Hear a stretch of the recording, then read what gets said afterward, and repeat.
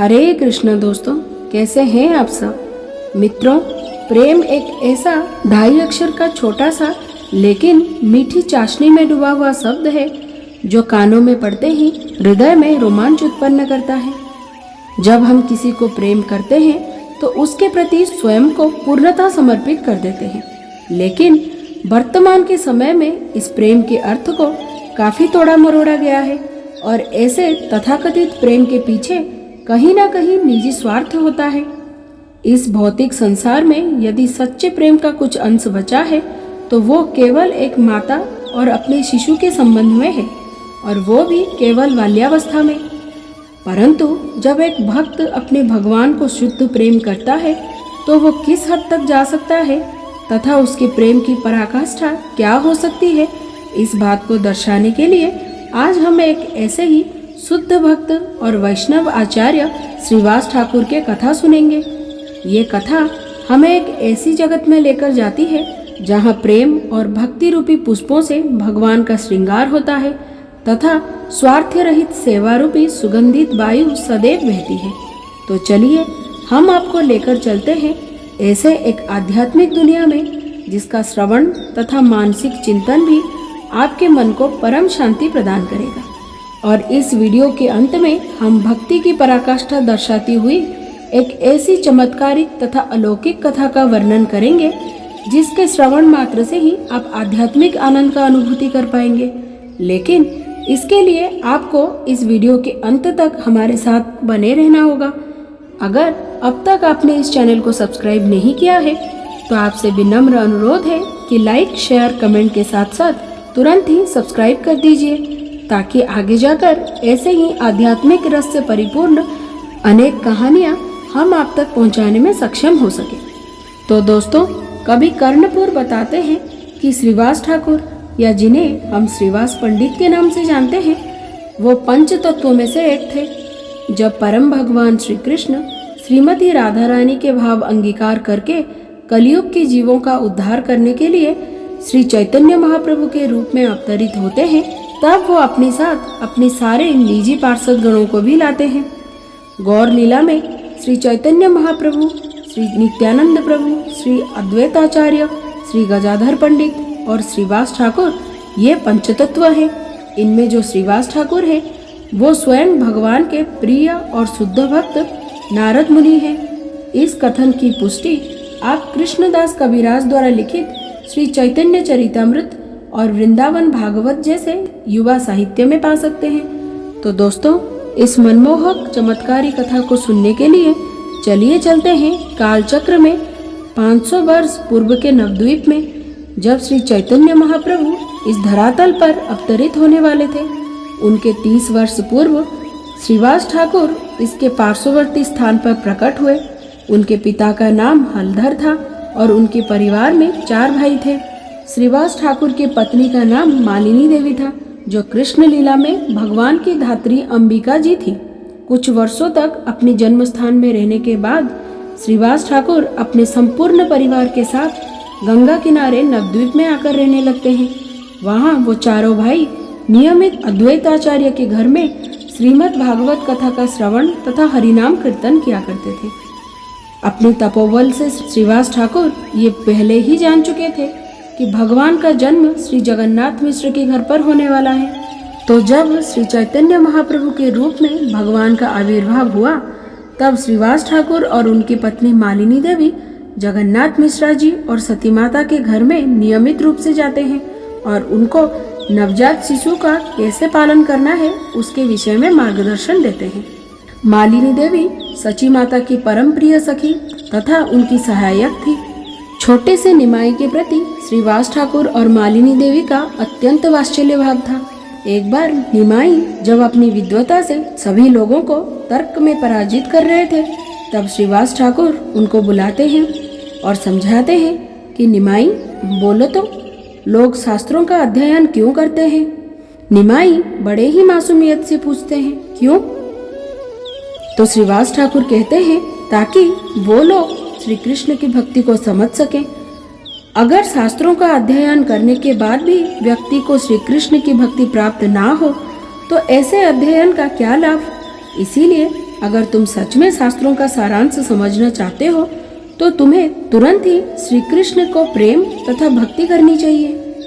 ये बात सुनकर छोटा निमाई मुस्कुराने लगते हैं और उनसे कहते हैं, आपके आशीर्वाद से अवश्य ही बहुत जल्द वो दिन आएगा जब मुझे श्री कृष्ण की चरण कमल में भक्ति प्राप्त होगी। और बस उसके कुछ ही समय पश्चात श्री गौर हरि ने गया में जाकर ईश्वरपुरी जी से दीक्षा ग्रहण की और श्री कृष्ण भक्ति और हरिनाम के संकीर्तन के बाढ़ से नवद्वीप को बहाना शुरू कर दिया। कुछ दिनों के बाद श्री चैतन्य महाप्रभु दिव्य आवेश में श्रीवास ठाकुर के घर पहुंचे। वहां जाकर उन्होंने कहा कि श्रीवास, तुम जिसकी पूजा जीवन भर इतने प्रेम और निष्ठा से करते हो, उस आराध्य को अपने समक्ष देखना चाहोगे? ऐसा कहकर श्री गौर सुंदर श्रीवास ठाकुर के घर में जो भगवान का मंदिर था उसमें सिंहासन पर जाकर बैठ गए और अपने 4 भुजाओं वाला श्री विष्णु स्वरूप दिखाया। भगवान बोले, तुम्हारे संकीर्तन तथा भक्ति भरे पुकार से मैं अपना वैकुंठ छोड़कर इस धरातल पर अपनी पार्षदों के साथ प्रकट हुआ हूँ।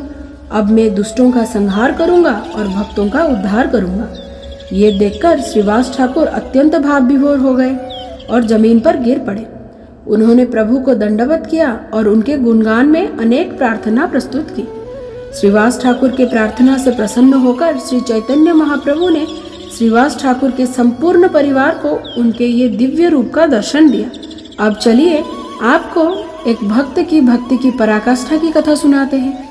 एक दिन श्री चैतन्य महाप्रभु अपने सभी पार्षदों के साथ श्रीवास ठाकुर के आंगन में हरिनाम संकीर्तन कर रहे थे। कीर्तन और नृत्य की ध्वनि से चारों दिशाएं गूंज रही थी। सभी भक्तगण कृष्ण प्रेम की वर्षा में भीग रहे थे। ऐसे भावपूर्ण समय में श्रीवास ठाकुर के घर में एक अमंगल घटना घटित हुई। एक तरफ जहां आंगन में हरिनाम की संकीर्तन चल रही थी, वहीं दूसरी ओर एक कमरे में श्रीवास ठाकुर की पुत्र का देहांत हो गया। घर की महिलाएं इस अवसर पर विलाप करना शुरू करती हैं। कुछ समय बाद जब श्रीवास ठाकुर कमरे में आकर देखते हैं कि उनके पुत्र का मृत शरीर पड़ा हुआ है और घर की स्त्रियां रो रही हैं, तो वो एक क्षण के लिए वहीं रुक जाते हैं।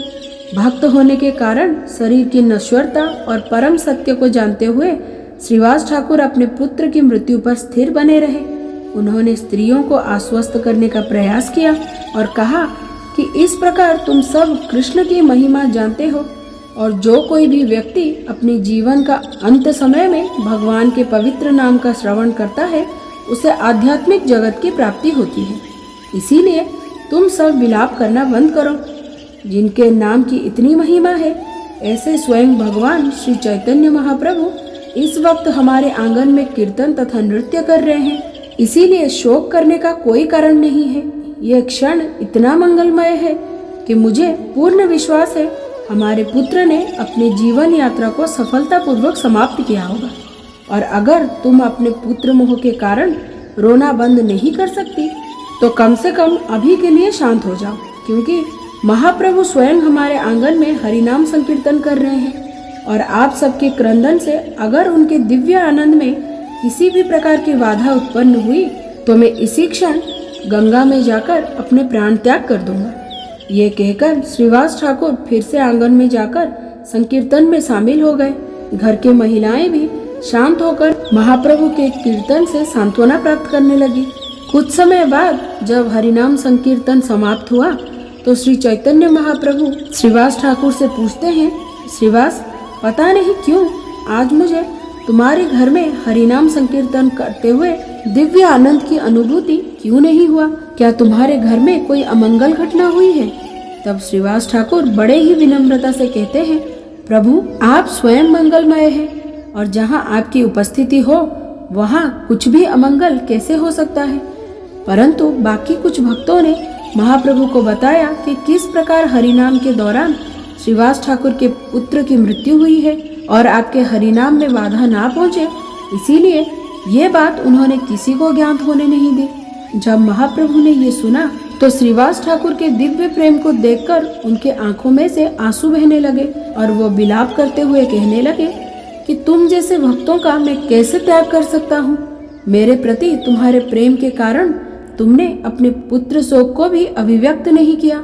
मैं तुम जैसे भक्तों को कैसे छोड़ पाऊंगा।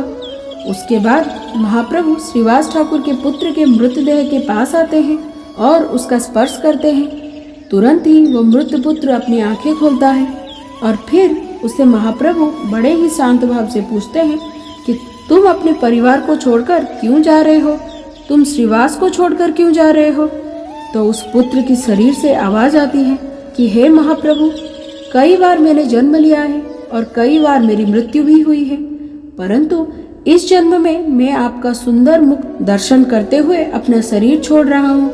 इसीलिए मेरी जन्म मरण की यात्रा पूर्ण हो चुकी है और अब मैं आध्यात्मिक जगत में वापस जा रहा हूँ। इतना कहकर पुत्र ने फिर से आंखें बंद कर ली।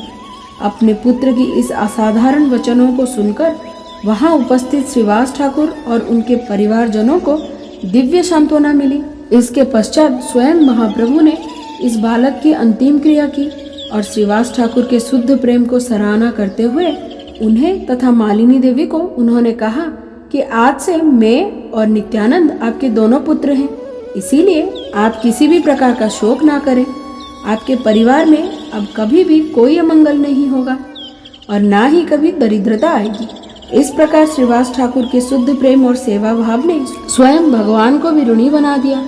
कुछ समय बाद जब महाप्रभु ने संन्यास ग्रहण किया, उसके बाद श्रीवास ठाकुर अपने परिवार समेत कुमार हट में रहने के लिए आ गए थे और हर वर्ष रथ यात्रा के समय महाप्रभु से मिलने के लिए वो जगन्नाथपुरी भी जाया करते थे। तो मित्रों, जिस प्रकार भगवान की लीलाएं अनंत हैं, उसी प्रकार उनके भक्तों का गुणगान की भी कोई सीमा नहीं है। श्रीवास ठाकुर एक ऐसे शुद्ध भक्त हैं जिनकी महिमा का संपूर्ण वर्णन कर पाना असंभव है। जैसे कि हम जानते हैं कि पंडित श्रीवास ठाकुर स्वयं नारद मुनि हैं, तो यहाँ एक प्रश्न ये उठता है कि नारद मुनि तो ब्रह्मचारी हैं, फिर वो इस धरातल में अपनी पत्नी और परिवार के समेत क्यों आए। ऐसे कौन सा रहस्य है जिसने उन्हें अपना ब्रह्मचर्य छोड़कर गृहस्थाश्रम में आने के लिए मजबूर किया। ये कथा हम आपको आगे की एक वीडियो में सुनाएंगे। तब तक चलिए महान भक्त श्रीवास ठाकुर के चरणों पर हम सब हाथ जोड़कर प्रार्थना करते हैं कि वो हमें अपनी दिव्य कृपा प्रदान करें और श्री गौर सुंदर के चरण कमलों के प्रति हमारे मन में प्रेम तथा भक्ति की वृद्धि हो। तो दोस्तों, उम्मीद करती हूँ आज की ये मनमोहक कथा आप सबको जरूर पसंद आई होगी। कमेंट सेक्शन में अपने बहुमूल्य राय मुझसे जरूर शेयर कीजिए। मिलते हैं अगले वीडियो में एक और नई कथा के साथ। तब तक के लिए हरे कृष्णा।